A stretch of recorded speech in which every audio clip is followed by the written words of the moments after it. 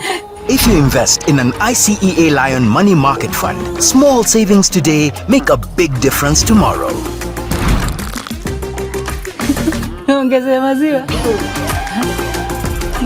Visit invest.icealion.com to sign up instantly. ICEA Lion. What's your plan?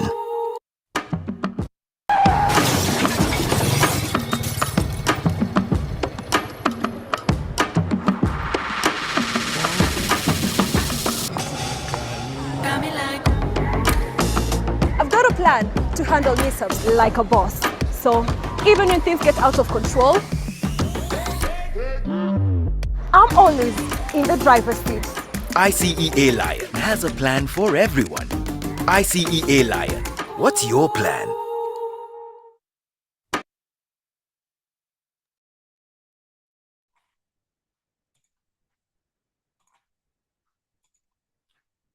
All right. Good evening once again. A warm welcome to this webinar. And the webinar is themed The Mother's Playbook, Normalizing Estate Planning. In honor of Mother's Day this month, we wanted to host an evening dedicated to the ultimate act of love and protection, which is securing our family's future. You know, as mothers, we are just the ultimate planners, yeah? We coordinate schedules, meals, homes, our parents' home. And sometimes we get so busy that we forget to have some important discussion. So we thought, why not have this discussion that has been trending for a while?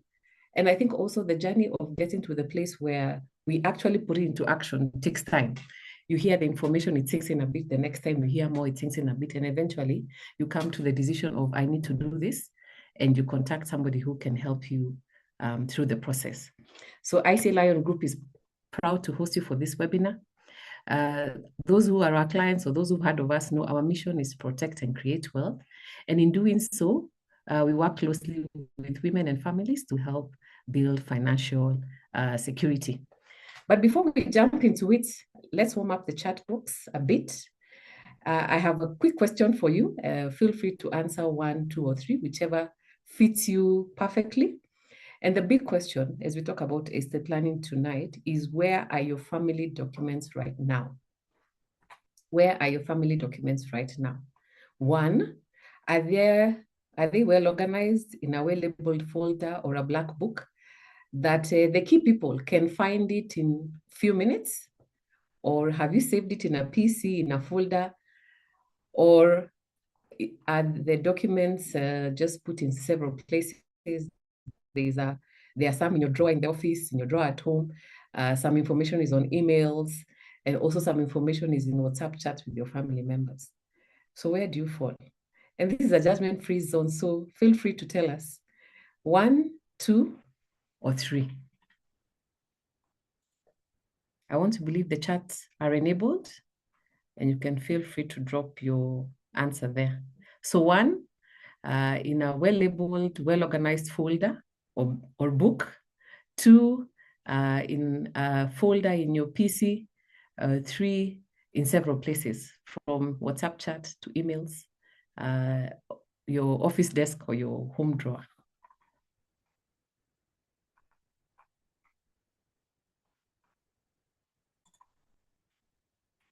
Are the answers coming through? Is the chat working? Maybe I can have somebody just check that, because I'm not able to see responses coming through.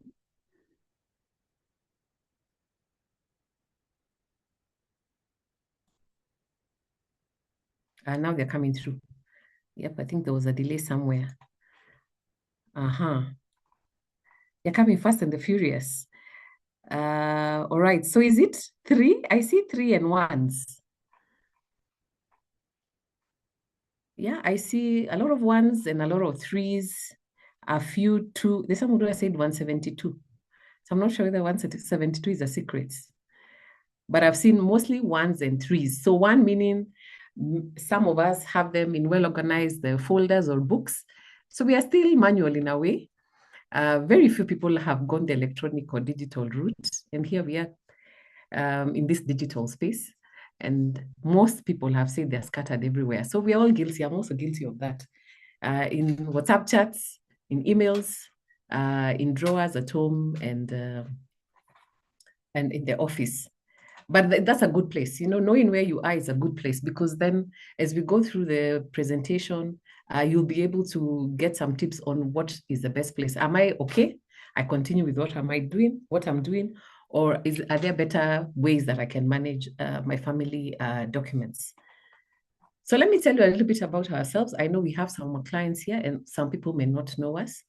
So let me have the honor of just telling you about who we are. I'm just going to put 2 slides up. Just a few slides just to talk about ICEA LION Group. Just confirmation from maybe Nyokabi. Can you see my screen? Yes, I can. Oh, great. So ICEA LION has been in East Africa since 1895. We originally, in 1895, we were mainly focusing on general business.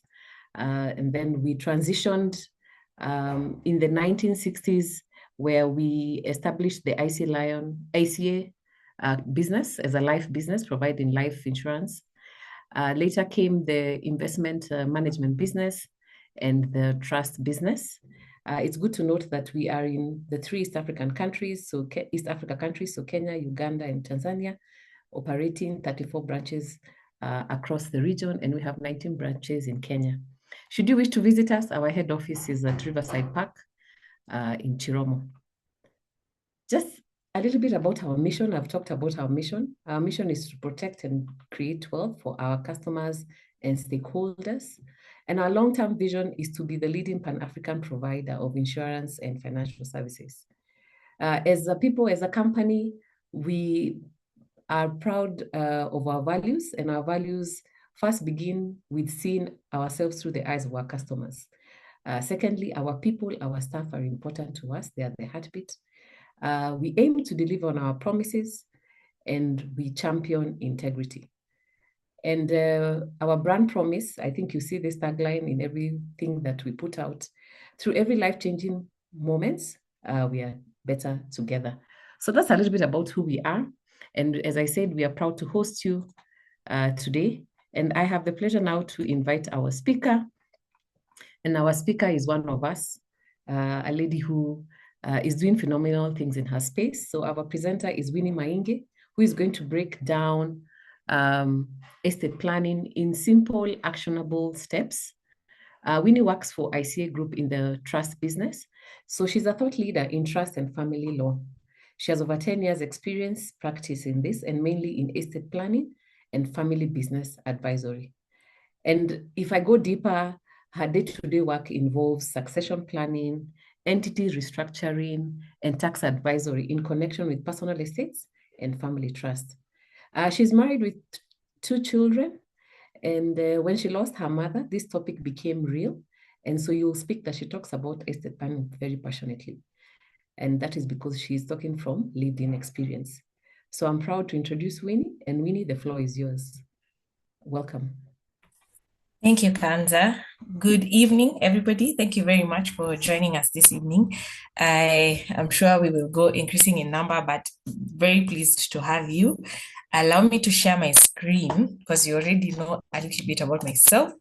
I don't need to add more to what Kanza has said. Just a minute. Here we go. Give me a thumbs up if you can see my screen, and then give me an even better thumbs up if you can see my screen moving. Yeah, we're okay, we're good to go. You copy, Kanza? Confirm? We're good to go? Great. Yes. Thank you very much. Thank you. Okay, so the mother's playbook, and everybody here has a mother. That's a given. We're not going to be making assumptions, but for sure, we all have moms. We've all probably interacted with a mom, if you're not a mom yet, or you've made someone a mom, because there are some gents in the room, and we cannot forget that not only do they come from mothers, they interact with mothers, and they do make mothers out of the women in the society. So normalizing estate planning is normalizing a conversation that we all need to have, all of us as a collective, whether it's a monologue that's running in your mind, or it's going to be a dialogue between you and your life partner, your spouse, whoever that be, or a conversation that you need to introduce into your family. To your mom, she may have not joined this webinar, but you're here to collect notes so that you can go and have this conversation with her. We come from a very different age group, and we must accept that things have to be moved differently. We all have to do some things intentionally. We have to be conscious of the effect that we have in the room, in the world where we sit, the decisions we make. And that is why estate planning is critical. So our conversation starts with having a look at basically, where are we as a society? Where do we sit? Who is in our family? What kind of families do we have? We grew up reading the story of Mary and John, and Mary had a big brother and a baby at home. And that story has been replicated across generations. But we know that that is not the reality on the ground. We do have nuclear families, and they make a big percentage still of African bred families. Nuclear family is mother, father, children. That's it. Anything beyond there, you go into a different type of family. We have extended families, and extended families have multi-generations within them. So you find their parents, there's a grandparent, there's a child, there's a grandchild. Sometimes you find it's grandparent and grandchild. Sometimes you find it's grandparent, one parent, and one grandchild. And it cuts across many reasons why such a family could have formed, but they do exist, and they're no longer just an outlier. They are actually a greater percentage of the type of families we have. We then have a single parent household.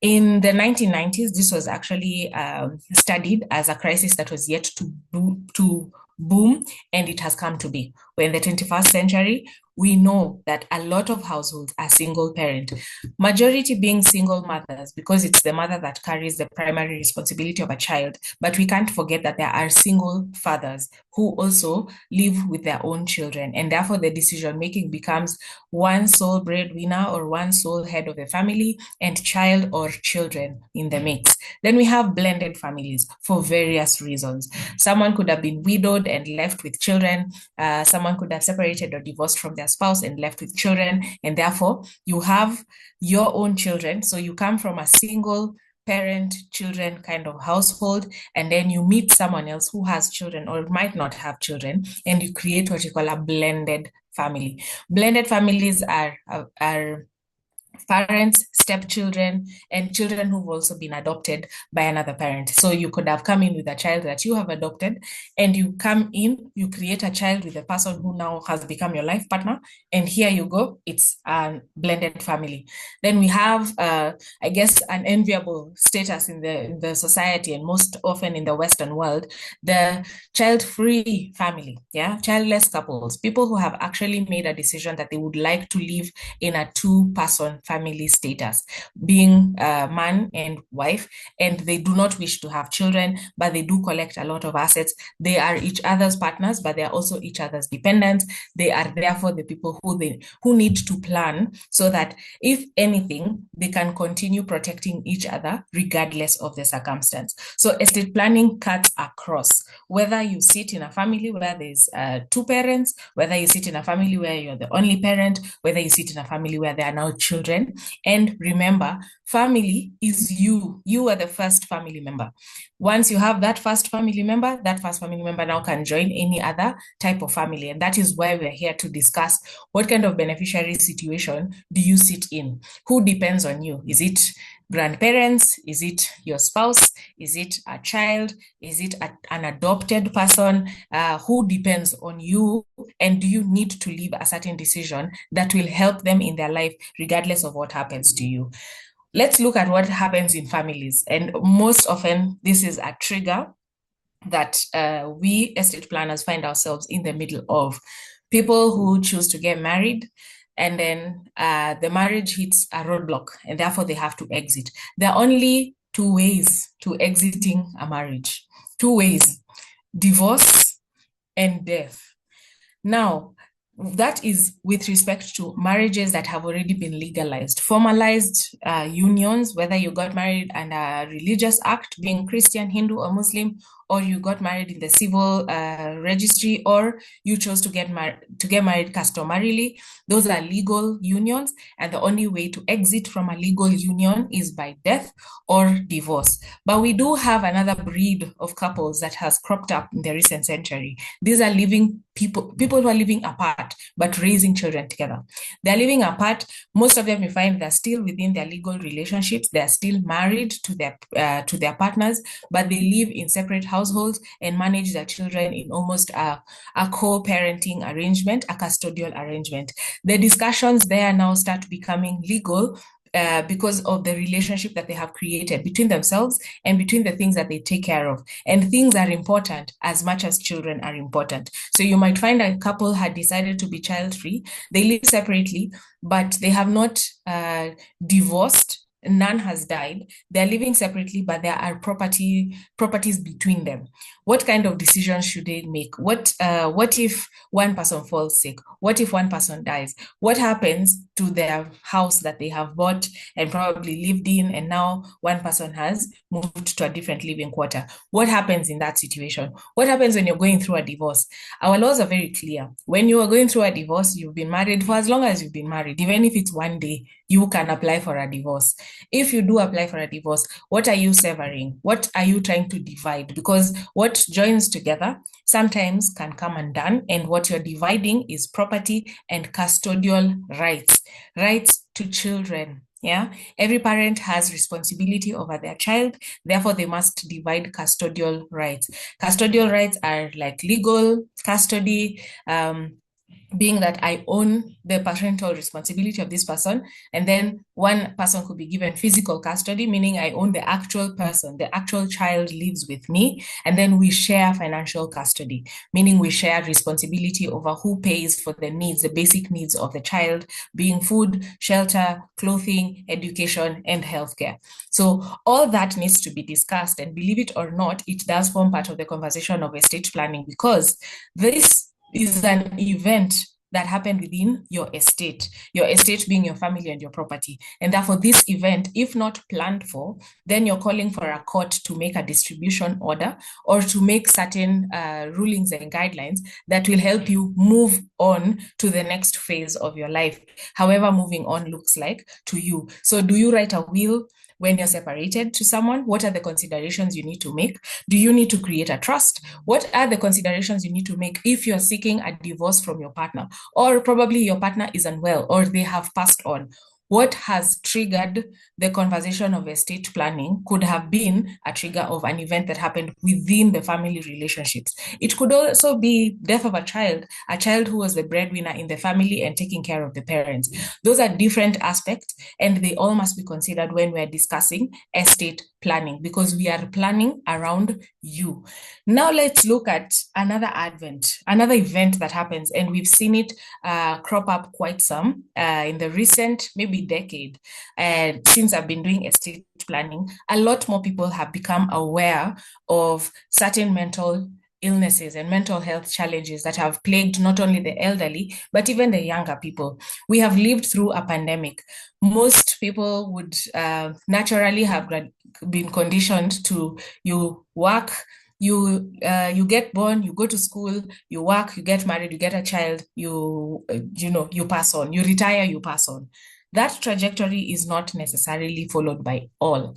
And living through the pandemic, we've seen the loss of certain people and the loss of certain abilities, maybe the ability to work, the ability to speak, maybe there's a debilitating illness that came because of a certain thing that happened within the person's body. And most importantly, affects your mind. As an estate planner, the prudent thing to do is to make sure that the person who comes to you for a plan is conscious. Not just awake, but they're conscious. They're able to make a decision. That is what we call legal capacity. They're able to make certain decisions. So certain disorders may come, they creep in, and they hamper your decision-making capability, where someone could come and challenge that, look, they were not in their right senses, they were not thinking clearly, therefore, why should this decision be upheld while this could have been a challenge that they were experiencing. Mental health disorders, some of them are not too harsh, but most of them, if it plagues your mind, you might not be yourself. And we need to put a pause, allow you to recover. If you do recover, then we can come up and bring your estate plan. You will find that in most families where they want to write a will, the crisis, if it was a mental health challenge, the diagnosis has just happened, or certain events have triggered that particular need to create a plan, to create an estate plan, maybe say writing a will. Someone has suddenly become slow, they've become forgetful, and forgetfulness is an aspect that we blame busyness, we blame our lifestyles, but really it could be an effect of a mental health challenge that is slowly degrading your mind and your decision-making capability. So as an estate planner, before we create the plan, we need to have a conversation. We need to see whether you are thinking correctly, whether you are being led not only by fear, because we all live somehow in fear, but you're not being led by a diagnosis that has plagued you or that is hovering over you. So what happens in that event? Because you can write a will. Say you write a will, you're the mother, you've been widowed, for instance, for several years, you have children, some live in Kenya, some live abroad, and now you are foreseeing that you may not be thinking clearly. Then you choose to go to a lawyer to write your will. The children who know you, maybe know of your medical condition, can be the first people to challenge your will, because they'll say, but mom wasn't in her right senses. What if you decide to honor your husband's desire to have the last born son inherit the family home, yet in this family home you live with the youngest daughter and her child? If you will away that property to the last born son based off of culture, and your youngest daughter understands that you may have mental health challenges, they could choose to disparage the will. They could choose to object to it and say, look, mom was not thinking correctly, and we don't need to uphold this will, because at the point I was living with her, I bear witness to the fact that she was facing certain challenges. So the conversation needs to start as early as when you find out that you need an estate plan, and as early as now. So if you're choosing to write a will, or you're choosing to make a plan where you're giving someone capacity to make decisions for you when you cannot do it for yourself, the best time to do it is when you are completely free and devoid of any life crisis, any issues that may lead you to either not make decisions very clearly, or to forget some things that you need to take into consideration. Is it true that planning brings bad luck? No, it's not. I don't think if you write your will, you will pass away. That is superstition that has led a lot of families into a deadlock when it comes to conversations in estate planning. Is it true that it's only for the rich people? No, it is not. Everybody is rich for as long as you own a human being. They are your dependent, your loved one, your child, your spouse, your parent, and you have some form of property. You are wealthy enough to make certain decisions. And is it true that the elders in your community will decide? Where are the elders? Where are you going to get your elders? Because they probably don't know you, and your elders might not even know what you own, and they might not even know the kind of lifestyle you want to afford for the people you live with, and you so desire to have them living in a particular fashion. So that kind of cultural nuance has caused a lot of slow motion in estate planning, which now almost hits not even a marathon. It's like a fast race, a quick race to having an estate plan, because I might be sick, I might be, going through certain challenges, or maybe my marriage has hit a snag and I need to make a certain decision. Those things should have been considered early enough. And that is what we call the mother's playbook. We are here to give you the reasons and the tools for creating a different game plan for your family. It is said that when you train a man, you're training a person. But when you train a woman, you're basically training a nation, because not only will she do it for herself, but she will teach her children to do it. She will teach her siblings to do it. And more often than not, she will teach her spouse to do what it is that she has learned. So estate planning as a conversational norm among us as women, among us as mothers, needs to be vibrant. It needs to be happening every day so that we can have a different way of navigating the future. It is not only going to create a more peaceful, retiring path, but it will also be more sustainable for the future generations. The biggest fear that millennials have is that their parents do not have estate plans, and therefore all will fall on their laps. Not only are they the sandwiched generation where they are faced with black tax while also going through their own personal expenses and economic tightening, but they are also going to be plagued with certain decisions. You need to ask yourself, if your parent fell sick today, if your mom or your dad fell sick today, who would they live with? Or who would take them to hospital and pay their hospital bills? And ask that question then about yourself. Turn the question to yourself. If I, Winnie, fell sick today, who will take me to hospital? Who will make decisions about what kind of treatment I need to make? And if I need such serious treatment plans, whether it is going to another country or going into a hospice somewhere, how comfortable am I to leave my children in my house? Who is going to live with them? Who is going to take them to school? Who is going to make sure they have food to eat? I do the shopping every month, every week, for instance. I do the planning of their meals. I do the planning of their school engagements. Who will do that if not me? And that is why we call it the mother's playbook, a conversation that helps you start jotting down what is necessary, start inviting these conversations onto the dinner table so that you're not left feeling flat-footed.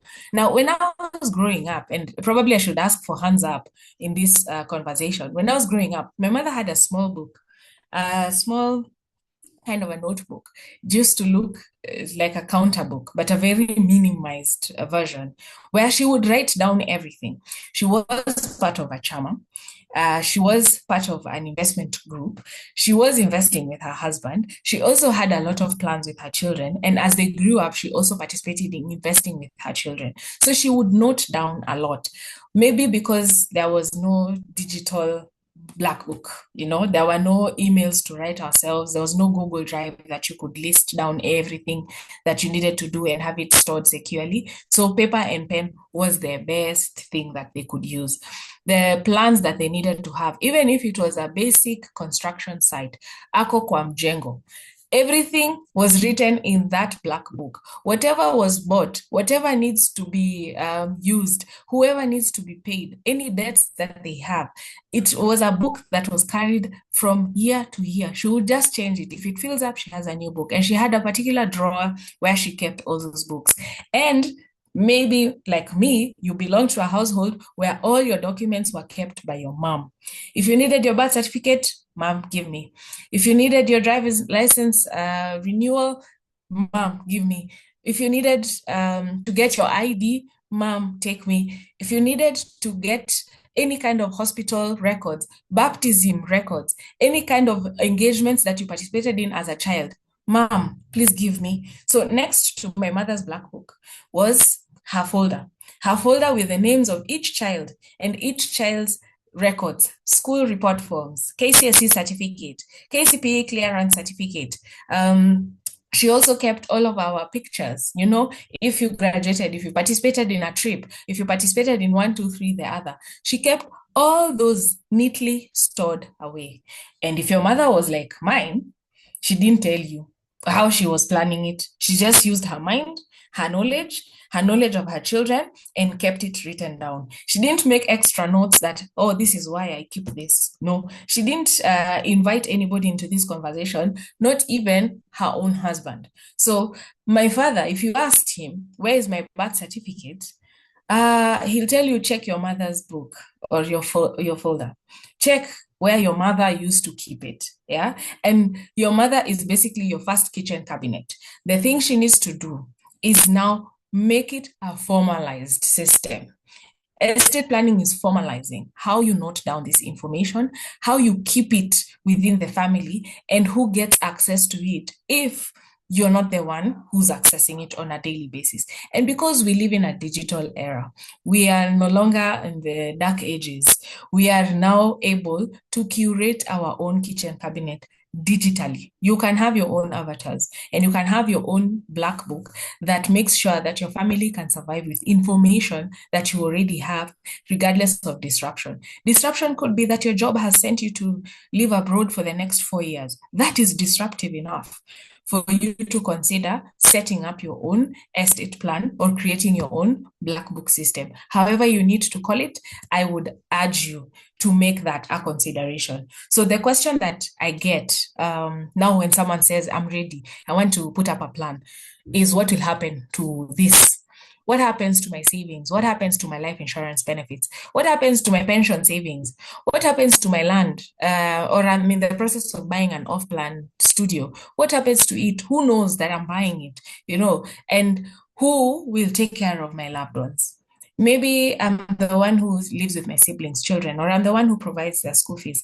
I am probably the breadwinner of the entire family, not only my nuclear family, but the entire extended family.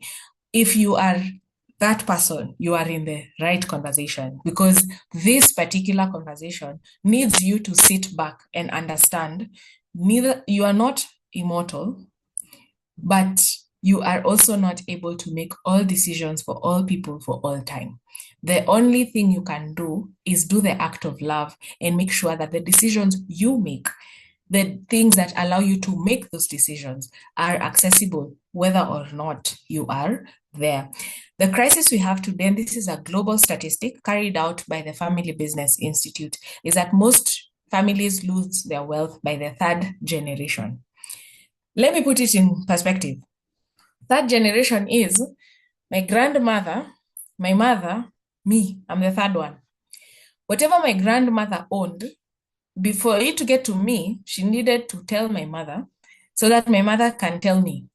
Now, unfortunately, our African cultures have taught us to keep secrets, lots and lots of secrets. I usually call it the curse of colonization, because we were bred under such a tough system that forced families to kind of now inbreed information, and more so the breadwinners kept this information within their own hearts.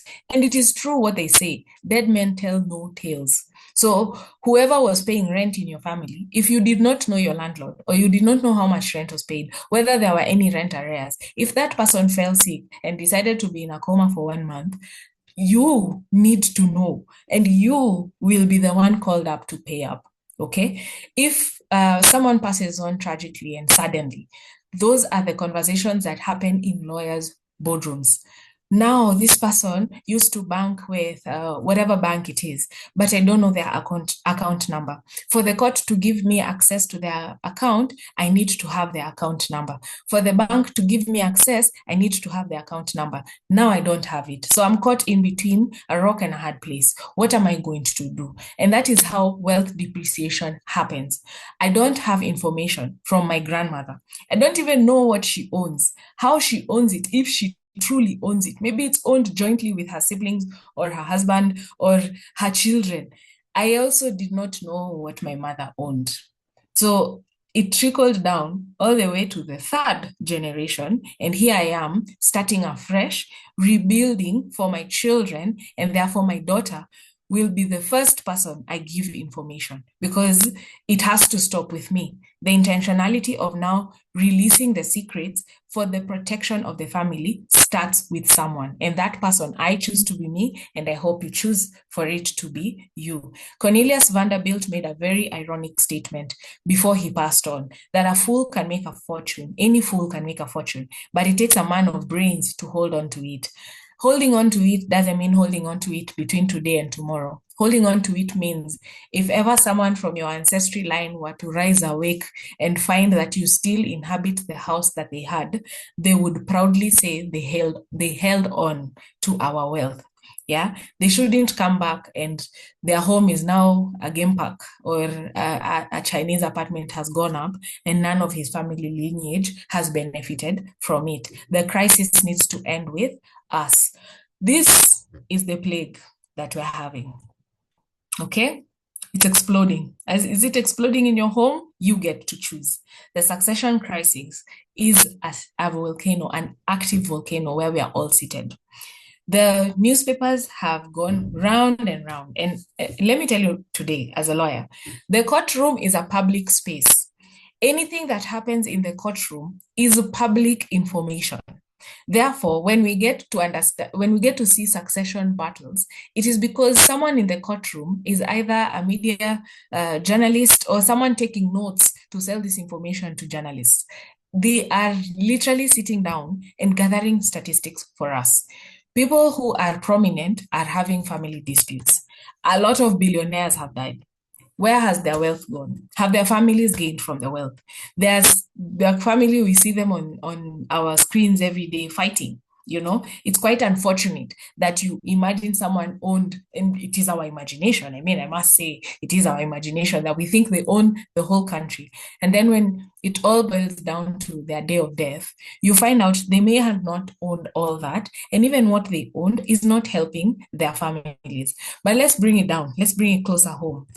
People fighting over an estate that is worth 18 million shillings is a sad reality. Why do I say sad? 18 million shillings rings as such a huge number on its own. But when you realize that there are 7 people who are all over the age of 60 fighting over their mother's estate of 18 million shillings, that number kind of now starts becoming a bit dreary, okay? It means you have to divide 18 by 7. That is less than 3 million per person. All these people are over the age of 60, so they have lived a greater percentage of their life, and now they are squabbling. So some of these people have children. So if they're squabbling even for their children. You can imagine if your mom told you, I'm fighting for 2 million shillings. Some of us here would ask her why. Why are you fighting for 2 million shillings? I can give it to you myself. That is what succession does to us. We become overconfident, or we become completely plagued with information, and we are unable to make a decision. So decision analysis paralysis engulfs the family, or everybody brings in their selfish interest. And because in their home, maybe in one person's home, they're saying, we will get 2 million out of this. Let's just keep fighting. How much are they actually spending to keep fighting for this 2 million? And at the rate of inflation and the way things are going, by the time they get that 2 million, it might not benefit them that much. So why we say succession is a crisis is because the people who own the wealth have no desire to make decisions around their wealth. They don't even consider themselves mortal human beings. Therefore, they say, watajipanga. That statement is said a lot. I will allow them to make decisions for themselves. I mean, I'll be gone anyway. Why do I need these people to make any arrangements? Why do I need to make funeral arrangements for myself? Because it's important.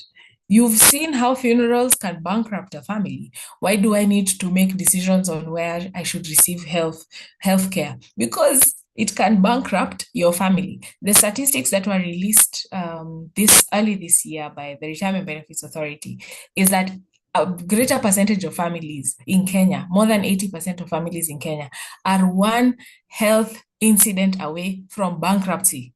Bankruptcy means you cannot afford at least 100,000 within the family. And there was a lady who posted yesterday and asked, if in your family you cannot sit down and gather and raise 1 million shillings, you need to sit down and make a plan for the family, for any healthcare plan or healthcare needs that you might need. Because if you can't raise it within the day, you're in a crisis. If amongst you and your siblings, amongst you and your spouses and their siblings, you can't raise 1 million shillings, you're in a crisis. Because we all know how much healthcare costs.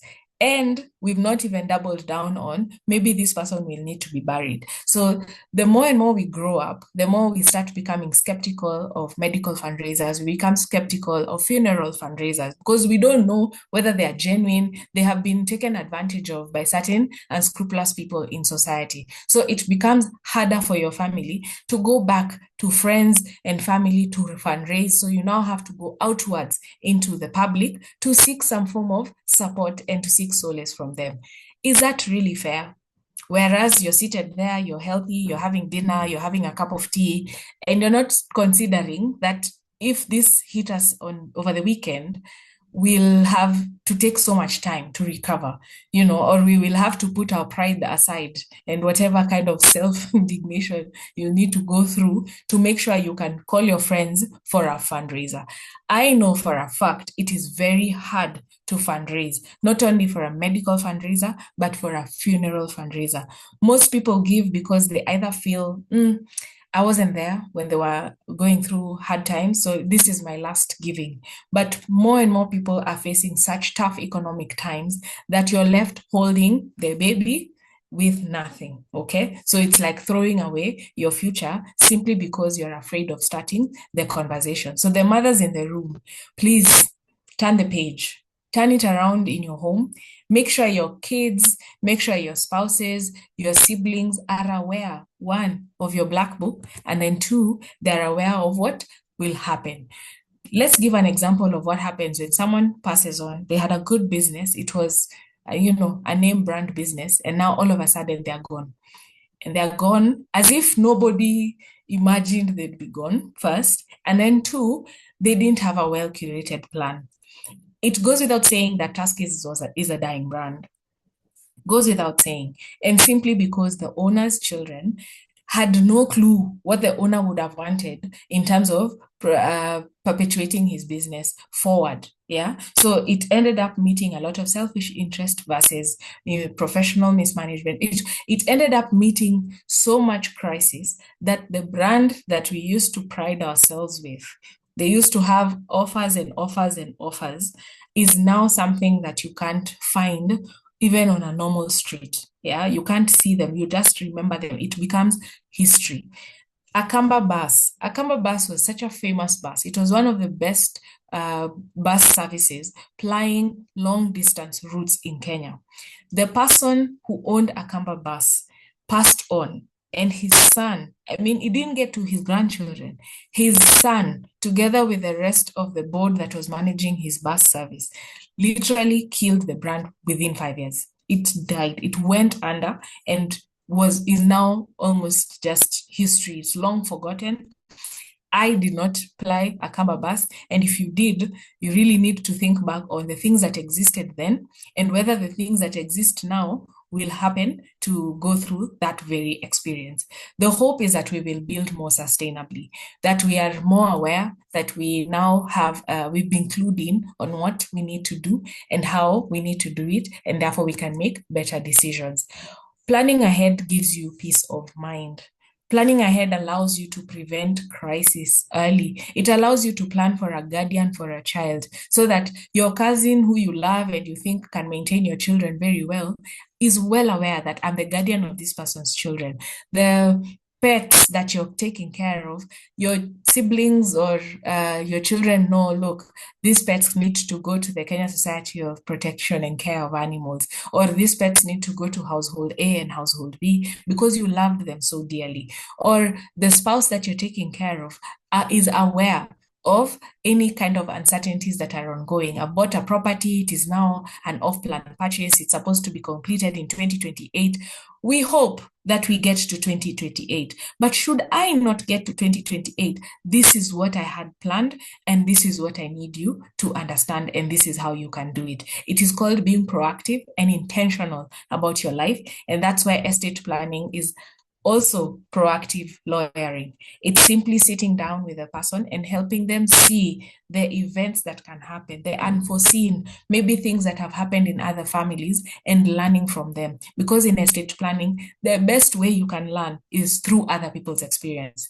Don't choose to learn through your own experience because you might not face that consequence, but your people will face that consequence. So it can create fractured relationships. You find people no longer speak to one another simply because one person fell ill or passed on, and now nobody can be in agreement. Certain emotional friction, certain psychological distress that has arisen in a family that renders the family now fractured, which is such an unfair way of showing our children that, look, money is what breaks us, or wealth is what broke us. And we are living now in limbo because you can't call your children's cousins for their graduations and their birthday parties because now we don't see eye to eye as siblings. It is a very unfair way of dealing, Or it could be that you are all in agreement, but you're going to take so much time because everybody is busy with their lives and it is just going to lag on and on and on. How unfair it would be for the employees of a business that are relying on a family that has simply become passive or have started a conflict. Therefore, they have to choose a different type of life commitment in terms of work. Now, normalizing the conversation doesn't mean tell everybody to write their will today, but it can be, yeah? We can normalize the conversation and say, look, let's break the taboo. Let's start talking. Let's do an exit plan for every person in this family. Let's do a health plan for every person in this family. Therefore, we can make it make sense for all and sundry. Everybody who comes into this family, we need to make sure they have a life insurance plan. Everybody who comes into this family needs to have a medical cover. If you're not covered within your workspace, you need to make sure you're covered because we don't know when the saxophone will start ringing, okay? So we need to be very clear that we're making these decisions and making them well ahead of time and normalize the conversation. The moms in the room, this is your opportunity. Sit down with your children. Tell them, start the conversation, start building the model of, if mama is not here or auntie is not here, you go to house number X and you sit there until daddy comes or until so-and-so comes for you. That is an estate plan because a child could simply be left alone because their parents were in a road accident and their nanny decided to escape work that day. Now the child is left wondering what to do. That is an estate plan. Estate planning for teenagers could simply be how to make certain decisions. If you're left alone, you need to lock up the house. You need to go make a call to person X, Y, and Z, memorize this number, have this person always on speed dial. Or if you get sick and you're in school, this is what you need to do. It's an estate plan. If mama is not here and so shows up, this is what you need to understand. For the children who are a bit older than that, you need to teach them responsibilities of making decisions within the home. This is how we do our groceries. This is where we get such and such. And this is where our documents sit so that nobody comes to disadvantage them because they don't have this information. Now, when we're defining estate planning, it's simple. I think I've already defined it. You don't even need the English to define it. It is basically making an orderly way of governing your life, okay? Orderly administration of your property and financial resources for your lifetime until, planning for your retirement and planning for post your death, because all these things make up a great estate plan and make it comprehensive. What are you planning? What are you planning around? What kind of property do you own? Planning for estates doesn't just mean you need to have a house, land, and buildings. You could have anything. You could be a shareholder in a company. You could own life insurance. You probably have a car. You own bank accounts, mobile wallets. You have investment accounts. You have digital wallets. You have certain online accounts. Maybe you're a social media influencer. This is your trade, and therefore you need to plan around your trade because other people depend on that particular trade. Not only your family, but your employees, your business partners, your suppliers, your clients, they all depend on certain decisions that you make. Yes, it is quick to replace you, but it is not as easy to replace the things that you are doing. So you need to reconsider and put them all down in a checklist. What else could you possibly own, really, in this lifetime? This particular property could be your ring, could be your jewelry, it could be your favorite pension saving, whatever it is you own, whether it is 1 or 2 or 10 or all, you need to make a plan around it. Now, the aspect of understanding succession planning is, I hope it's clear by now. I've already covered this aspect. You can either choose to make a plan or choose not to make a plan. If you make a plan, then you're tested. If you don't make a plan, you are intestate, and the assets will be distributed as decided in the court of law. But you can make the decision. You can be in the driver's seat. 3 ways of making a plan. The first one is a will. The will can simply just choose to be, I am old enough, I have my faculties. Remember, we talked about mental health. I have my faculties correct. Therefore, I can make a will. I can make a legal declaration. That's all you need. And in your will, you can simply say, these are the guardians of my children. If anything happened to me, give this person legal custody or physical custody of my child. I am old enough to make a will. I am able to say freely that nobody has forced me to be here or to make this decision. That's all you need to create a will. It doesn't have to have any hula baloo. Any other hula baloo has been covered by our prominent persons in society. You can choose to make a simple will like General Ogola, who said, I will provide for my family, my wife, my children. This is what I have. Get this, distribute among them, and that's it. Or you can choose to be a little bit more complex depending on your family complexity, and you make sure that your will distributes, liquidates your estate, and governs whether anybody is going to challenge this or not. And that is what the late Nderito Gachagua did. So in writing of a will, you have freedom to exercise your mind and freedom to exercise your legal person's capacity. If your lawyer is in the room, you tell them, have you studied all these wills? What's best for me? And how can I put it in play based on my family dynamic and what I own? So it's very clear for you what kind of will you want to have and how you should have it. As a rule of thumb and as an estate planner, my professional opinion is that everybody over the age of 18 needs to have a will, because we don't know everything about you. You're the only one who knows, and you're the only one who can tell us. And the best way to tell us is through a will. But the other aspect is you can choose to go the Rockefeller route. The Rockefeller model is that you create a trust that not only manages your family, but professionally manages all that you own and ensures it will be inherited generation to generation to generation. Yeah, their trust was created almost 100 years ago. They are still surviving within it, and it is still growing in leaps and bounds, not only in the number of family members, but also in the number of assets and the value of its assets.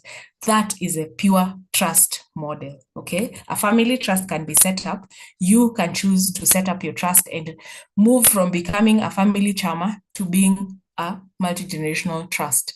As women, we're very good at collective engagement, and that is why we have modeled the chama so much so that it has been formalized within our systems, financial systems, but we can formalize our family structures, the foundations that set us in place and make sure we are able to do the things that we have dictated for our families. So you can structure your family, come create it into a trust, and have ICEA LION corporate trustee as an oversight for your family assets and for your family beneficiaries, whether you only have cash or you have cash and all and sundry. Everything that encompasses a human being investment type can be handled from a trust perspective and by a trustee.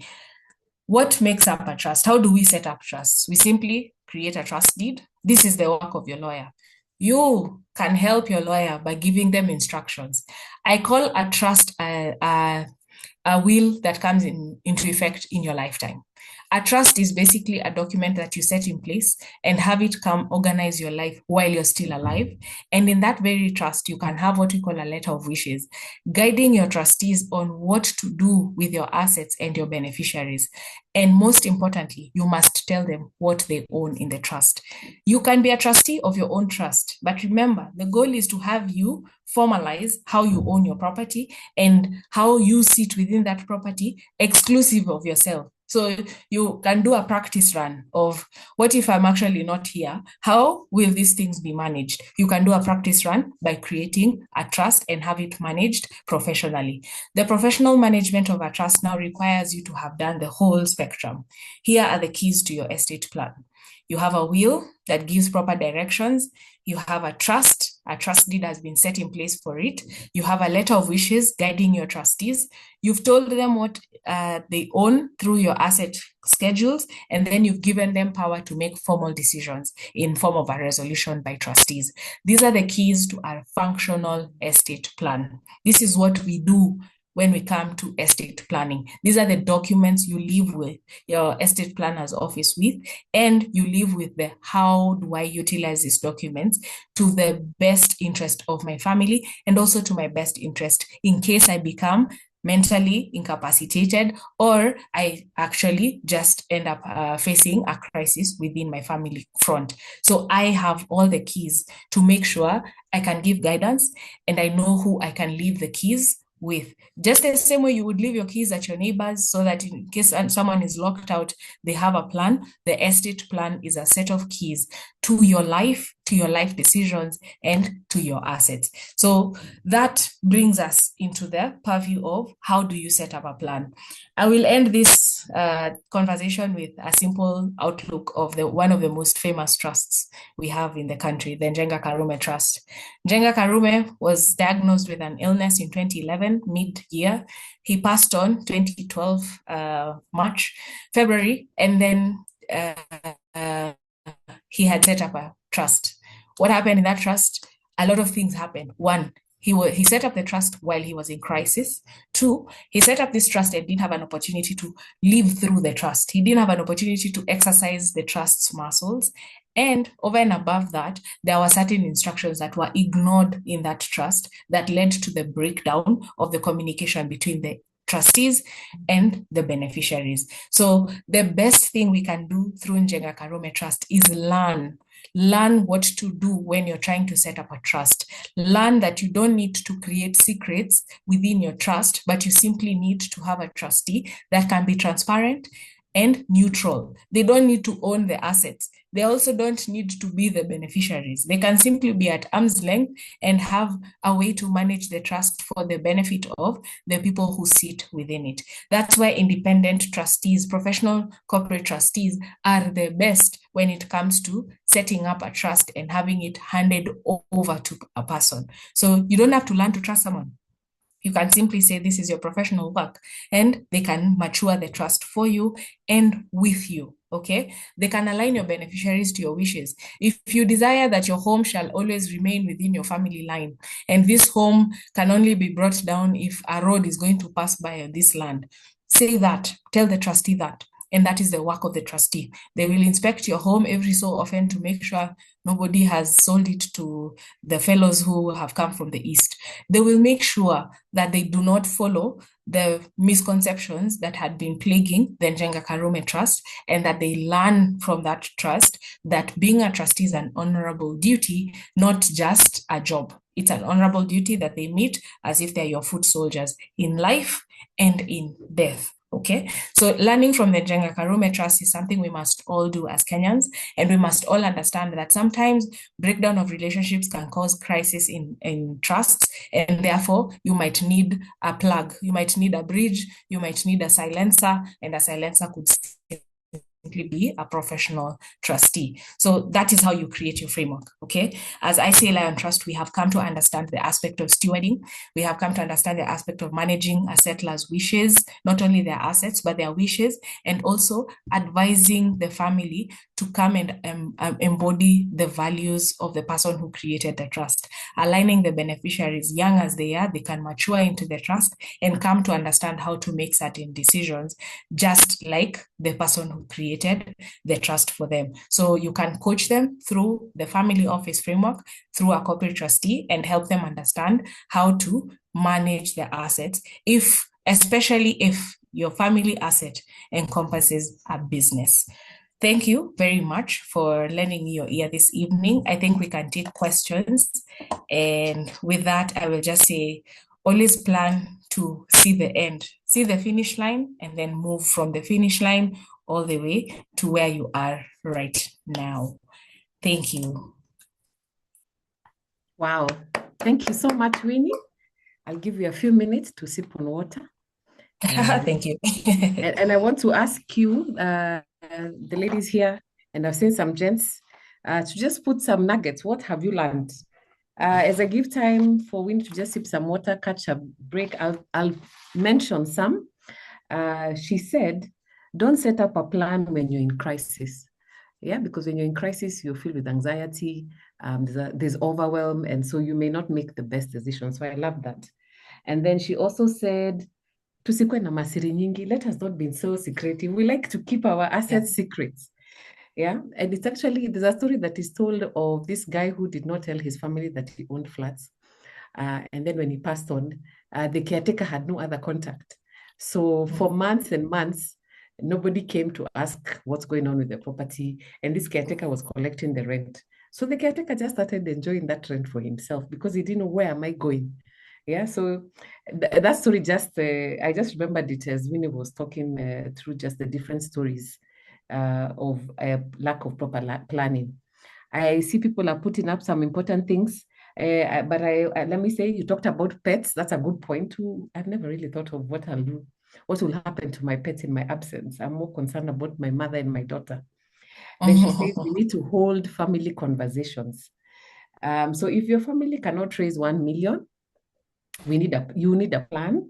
And it also reminds me of a conversation we had with our extended family this year when we realized a lot of we had actually been funding, putting money aside or contributing for one of our family members, even more than one, just for their medical care.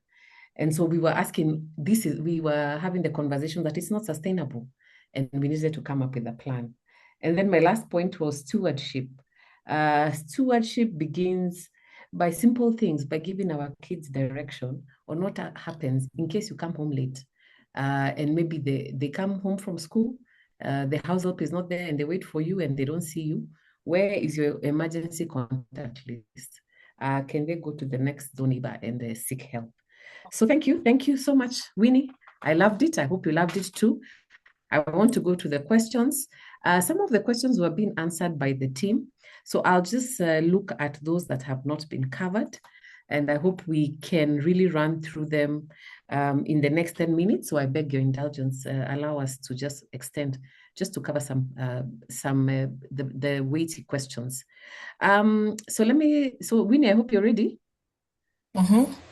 Very ready. Okay. So there was a question, if you have a trust, do you need a will? Yes, you do. And I say this because if you set up a trust in your life as an adult, you've already collected certain investments. As an adult, you go collecting certain things, and some investments are held in your ID. So they only can move to someone else if that ID doesn't exist. What are those investments? Most of them happen to be financial accounts, whether it is a mobile wallet like M-Pesa, or it is a bank account, or even a money market fund, a fixed income fund. However you've set up that investment account, it doesn't host beneficiaries, and the only way it can move is either through a court process or that you will it away to someone.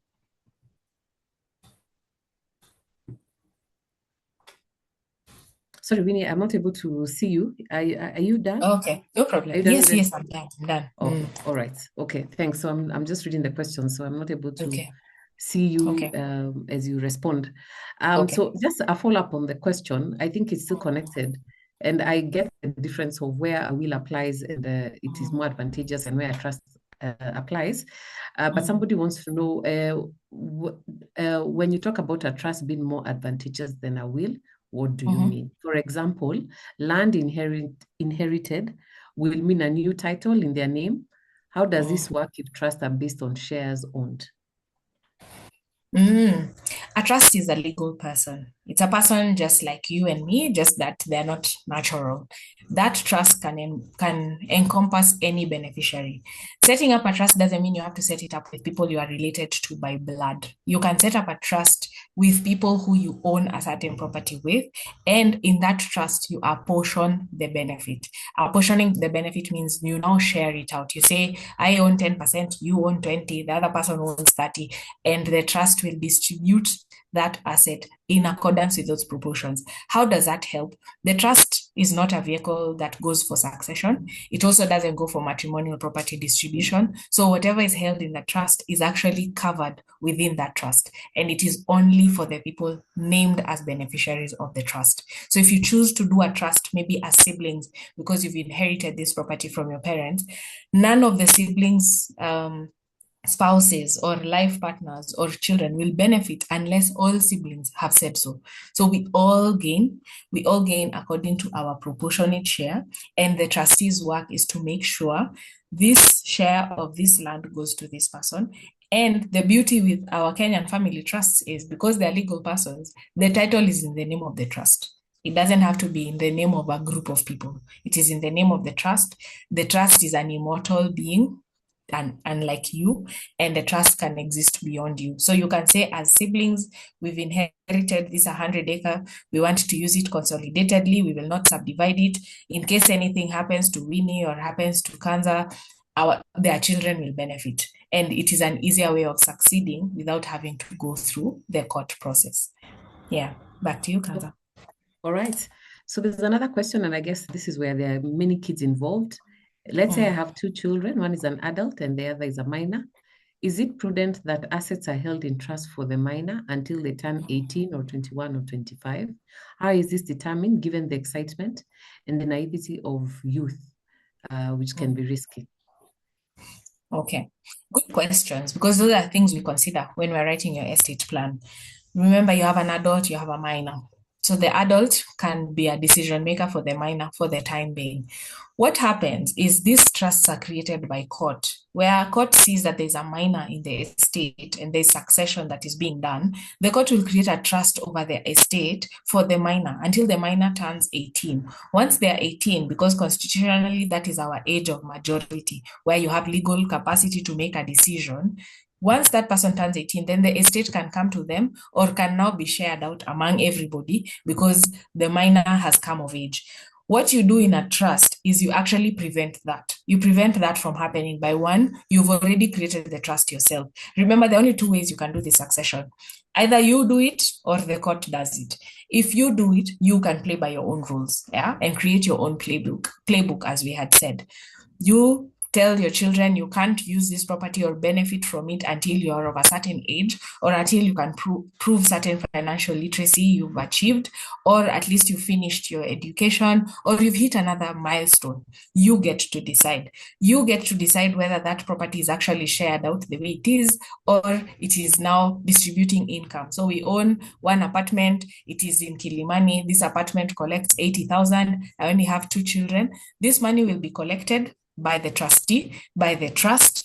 The money will be shared out to the adult. It can be given to the minor. It will be held or utilized for their expenses when they turn a certain age, the age that you dictate. Remember, the government relies on 18. You can dictate whether it is 21, 24, 25, that they need to be handheld. That's up to you. Then you tell the trust when this person has hit that particular milestone, then you can start giving them the income directly. The house is never shared out, so it cannot be subdivided and goes into the children's names.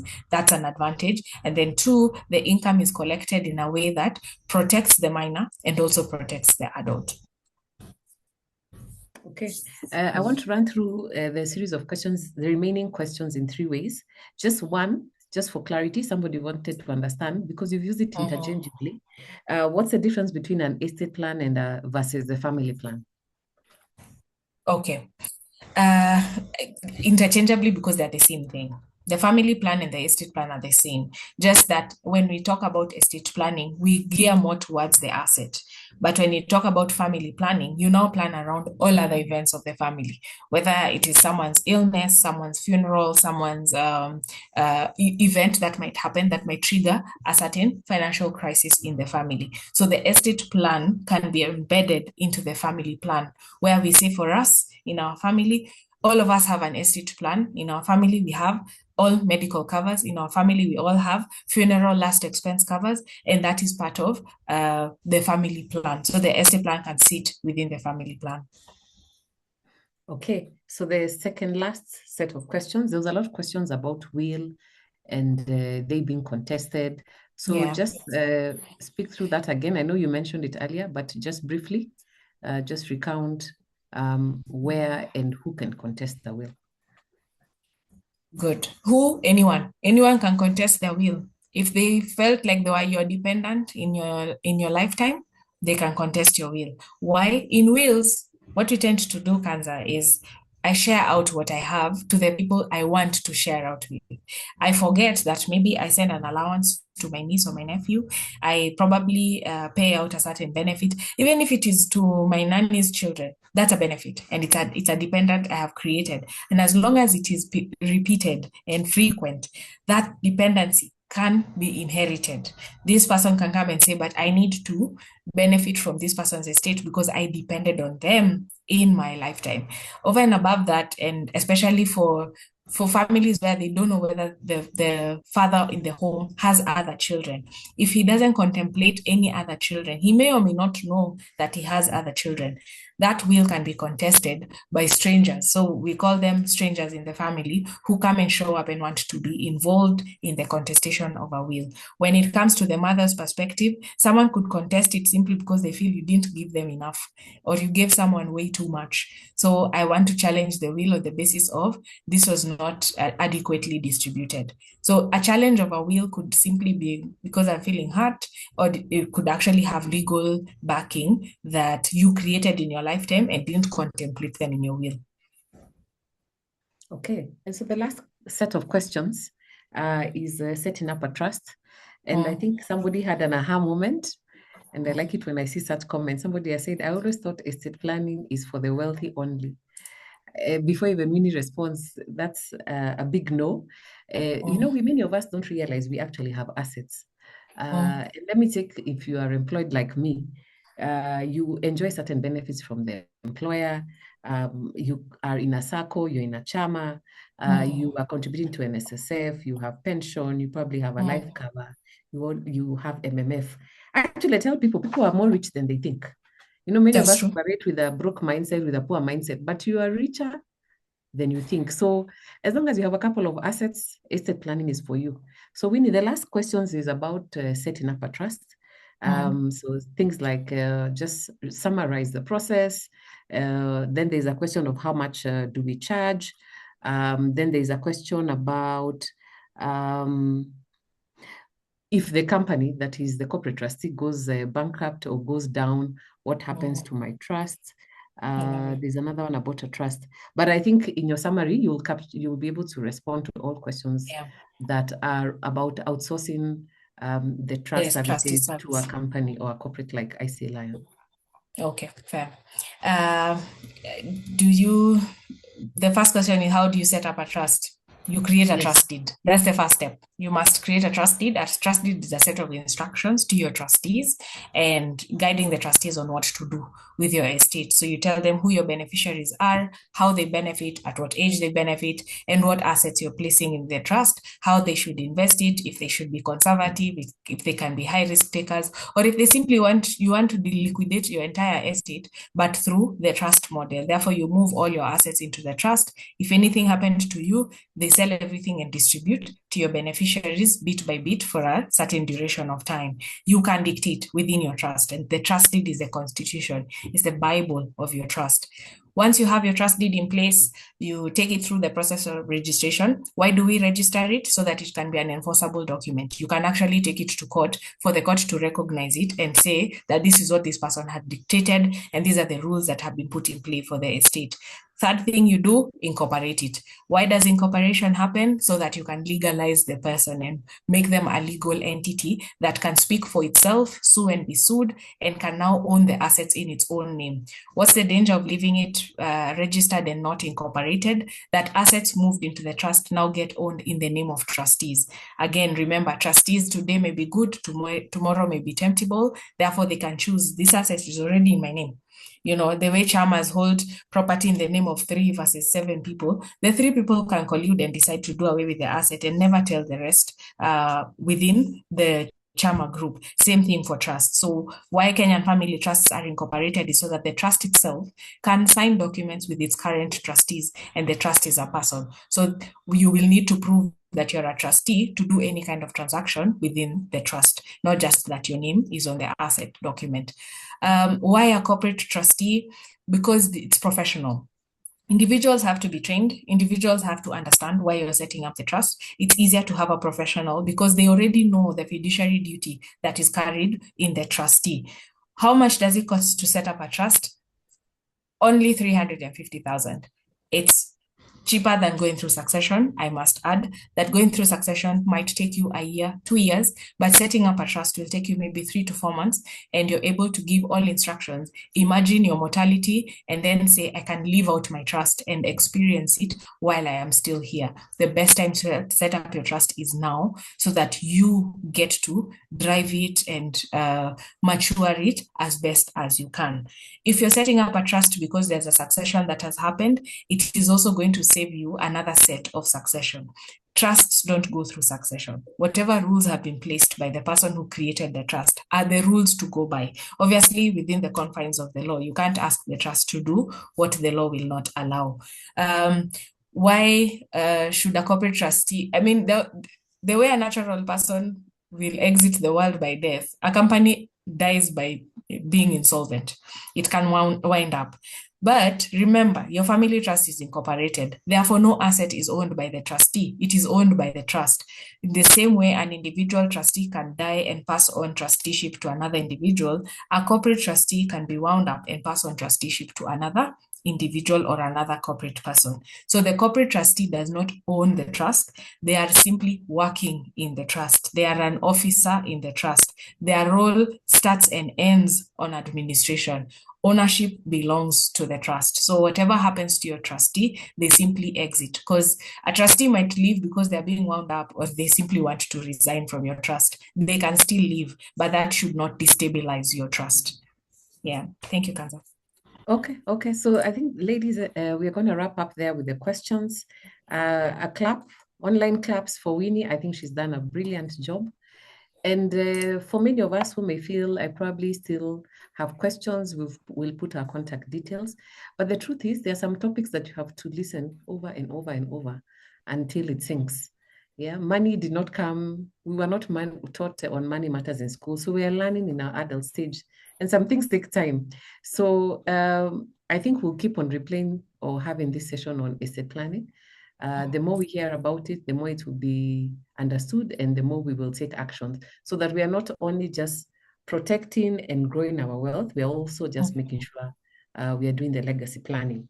So from today's conversation, to me, an estate plan is like a love letter to your family, only that it's written in some heavy legal terms.